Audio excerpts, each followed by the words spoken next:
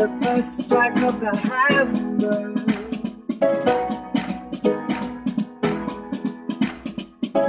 Made the heart beat faster.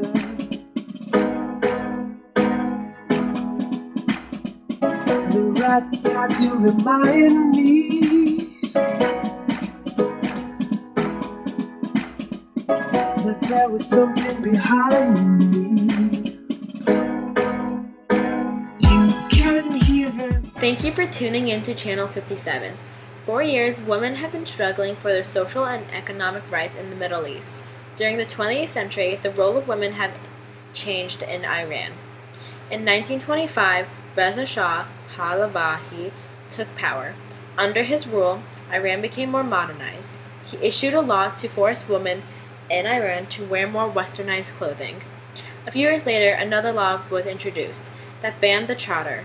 Here with us today, we have Farah Javavadi, a 92-year-old woman, to share how she felt about the job and the chador. I was defining myself as a Muslim openly.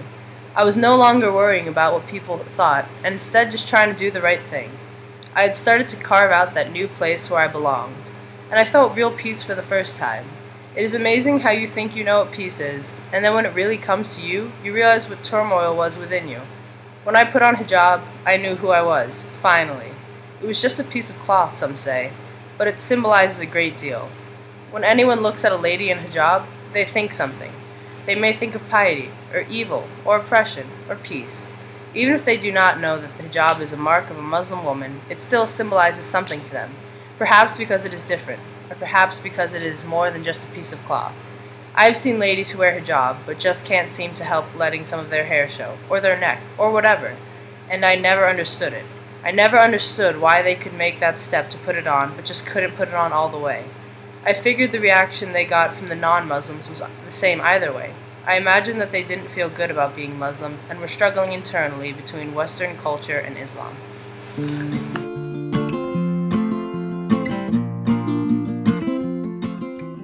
Thank you, Farah. And just out of curiosity, how did the revolution affect you? I was a teenager living in Iran during the time. My family didn't leave the country because we couldn't afford it. It was a very rough time for me and my friends because schools were closed every now and then. Some of my friends at the time fled the country and I never saw them again. Some of my other friends lost their family to the executions. It was hard to watch people go through something like that. As you can see, the revolution has made a huge impact on many lives. Women at the time gained many rights. Reza Shah established a reform known as the Family Protection Act, which helped to protect women in family relationships such as marriage, divorce, and abortion. Here with us now, we have Ali Akbar.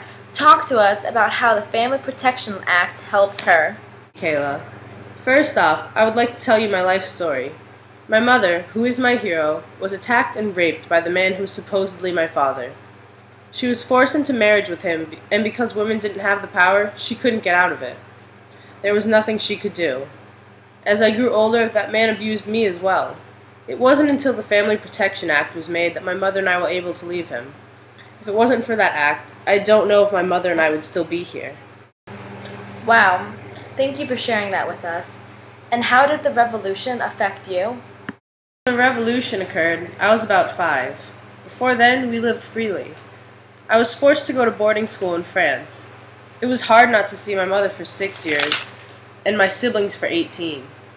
It was very difficult being an Iranian girl abroad, but I stand very proud of being Iranian because I come from a place of history. All of these stories are very touching. Now we have Emma Fatima and her view on the revolution. Emma?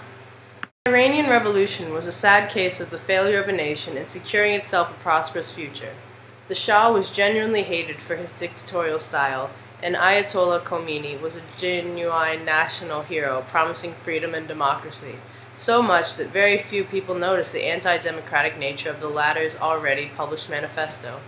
Their hopes for a brighter future were soon dashed when the revolutionaries, now in power, established a system which not only broke all promises of freedom and democracy, but left the nation poorer, more oppressed, and worse, hated by the world outside, rendering the whole revolution as a pointless, if not disastrous, event in the eyes of many.